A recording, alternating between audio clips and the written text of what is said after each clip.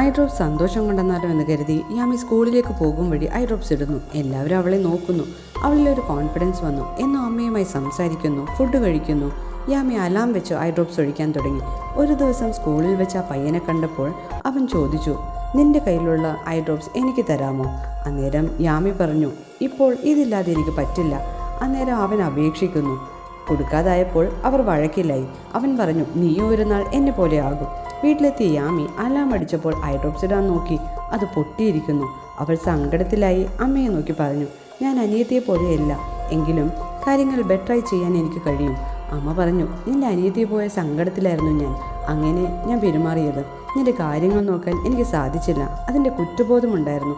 പിന്നീട് നിന്നെ നോക്കാൻ എനിക്ക് പേടിയായിരുന്നു. എന്നാൽ ഈയിടെയായി നീ എന്നെ നോക്കി ചിരിക്കുന്നു. അതിനർത്ഥം നീ എന്നോട് ക്ഷമിച്ചു എന്നാണ്. സോറി മോളെ. യാമിക്ക് മനസ്സിലായി ഇനി ഐ ഡ്രോപ്സിൻ്റെ ആവശ്യമില്ല.